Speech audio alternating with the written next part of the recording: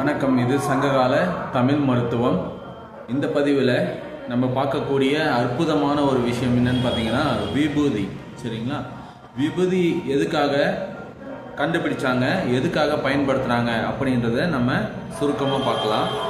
விபூதி என்பது சங்க காலத்தில், பண்டைய காலத்தில் சித்தர்கள், முனிவர்கள், மாமனிதர்கள், ஞானிகள் காடுகளில், ஏன்னா அப்போல்லாம் வீடு கிடையாது, வாசல் கிடையாது, ரோடு கிடையாது. சரிங்களா? அப்போல்லாம் காட்டில் தான் வாழ்ந்துக்கிட்டு இருந்தாங்க. மரம் செடி கொடி நிறைந்த வனப்பகுதிகளில் தான் வாழ முடியும். அப்படி வாழ்ந்துக்கிட்டு இருக்கும் போது மிருகங்களும் மனிதர்களும் சமமாக சுற்றி திரிந்த பூமி தான் இது. சரியா? அப்படி இருக்கும்போது மிருகங்கள் மனிதர்களை தாக்காமல் இருக்கவும், சில பிணிகள் அண்டாமல் இருக்கவும் அவங்க ஒரு மாமருந்தை கண்டுபிடிச்சாங்க. சரியா? அந்த மாமருந்து தான் விபூதி. விபூதியில் சில பல வாசனை மூலிகைகளை சேர்த்து அதை எரித்து அதை ஒரு சாம்பலாக உருவாக்கி அதை திருநீராக நம்மளோட கைப்பகுதியில், நெற்றியில், கழுத்தில், நெஞ்சு பகுதியில் இப்படி உடல் முழுவதும் அணிவிக்கும்போது மனித வாசம் வெளியில் தெரியாது. மனித வாசம் வெளியில் தெரியாமல் இருக்கும்போது மிருகங்கள் வேட்டையாட முற்படாது. சரிங்களா?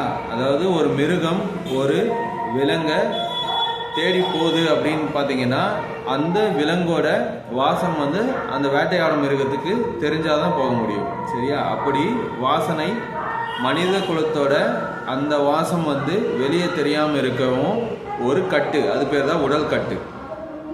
அதை பண்ணிட்டு அதுக்கு பிறகு அவங்க தியானத்தில் அமர்ந்தாங்கன்னு சொன்னால் அவங்க கண்ணை மூடி தியானத்தில் இருப்பாங்க. அப்போ எந்த மிருகம் வருது, என்ன பிணிகள் அவங்க கிட்ட வருது, எந்த துஷ்ட சக்திகள் வருதுன்னு அவங்களால கண்டுபிடிக்க முடியாது.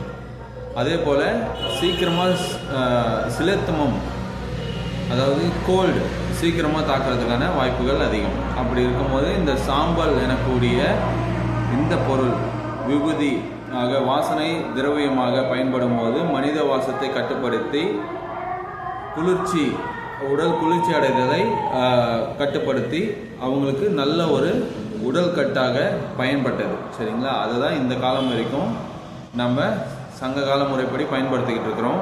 இதில் எந்த விதமான நெகட்டிவ்னஸும் கிடையாது, எந்த விதமான நெகட்டிவ்னஸும் கிடையாது. எல்லாமே பாசிட்டிவிட்டி தான். சரிங்களா? நீங்கள் அதை உபயோகப்படுத்தி பார்த்தீங்கன்னா உங்களுக்கு அது புரியும். எல்லா விதமான மதங்களிலும், எல்லா விதமான மனிதர்கள் குலங்களிலும் இது ஒரு அனுபவ மருந்தா, அனுபவ ரீதியாக இதை பயன்படுத்தி கொண்டு தான் இருக்கிறார்கள். என்னன்னா வாசனை வேறவா இருக்கும், கலர் வேறவா இருக்கும், பொருட்கள் வேறு மாதிரி இருக்கும். சரிங்களா? ஸோ இதில் இவ்வளோ நன்மைகள் இருக்குது. விபூதி அணிவது மிக மிக மிக நன்மையை கொடுக்கும். சரியா?